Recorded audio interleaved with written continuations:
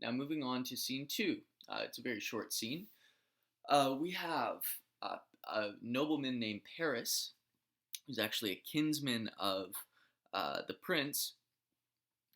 He goes out to seek Lord Capulet, and he actually asks Lord Capulet in a conversation for Juliet's hand in marriage.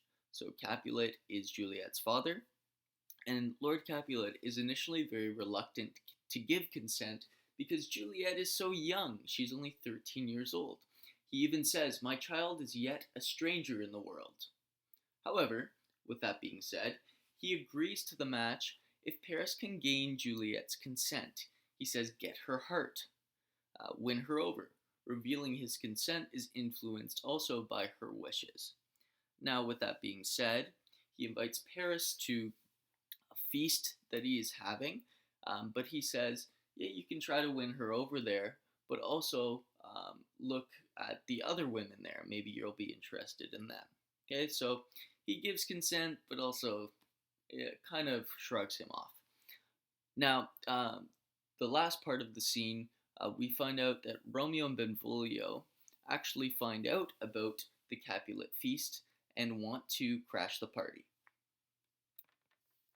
So, with this traditional masquerade feast that is going on, um, masquerade meaning that everybody attending will wear a mask, he dispatches a servant, his name is Peter, to invite everybody to the feast.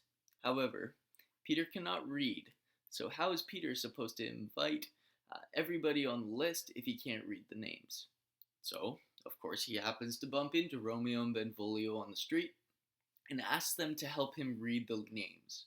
Now, Romeo grabs the list and he sees Rosaline's name is on the list, which of course sparks a sense of curiosity in Romeo, and he wants to, or is very curious about attending.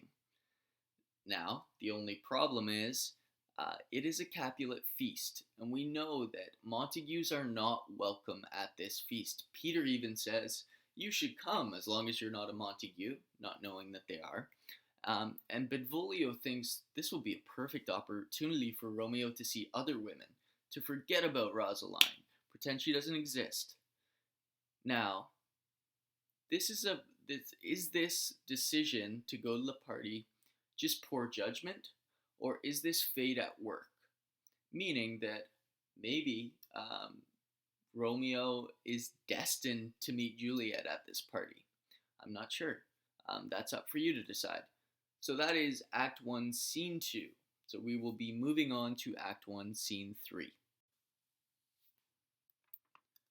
So we have another short scene here, and this takes place in the Capulet household, a room within the Capulet house, and we get introduced to Juliet, her mother, Lady Capulet, and the nurse. Okay, the nurse is a character that helped take care of Juliet from a young age, lives at the Capulet residence,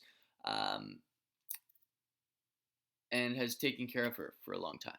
So Lady Capulet calls Juliet to her and asks what she thinks about being married to Paris. Juliet confesses that it's not something that she's interested in, but will consider it if this is what her mother wants. Now, Juliet is only 2 weeks away from turning 14.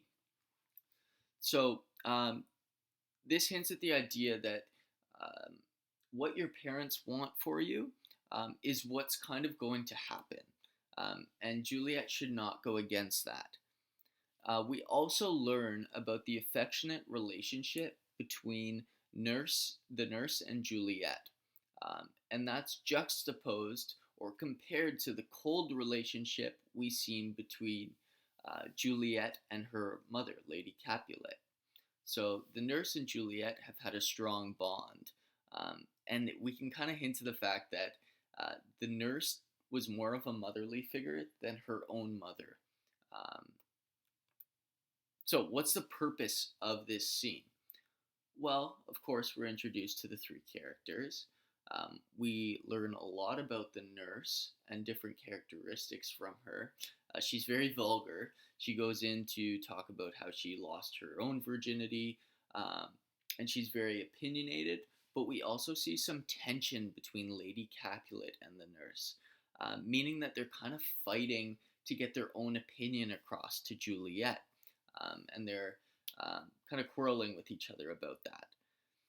In lines 80 to 89, we see Lady Capulet describing Paris as the perfect suitor for Juliet. She would be silly to consider something else. And then on lines 95 to 96, we have the nurse making a very interesting point that your social status grows when you are with a man.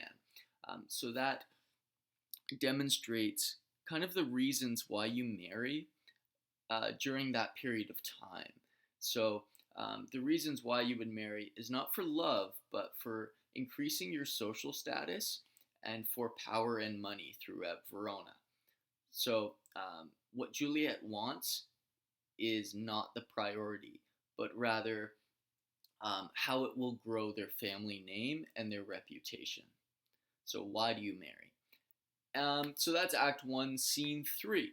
So make sure you're filling out your chart if there's anything that you want to add from my notes here.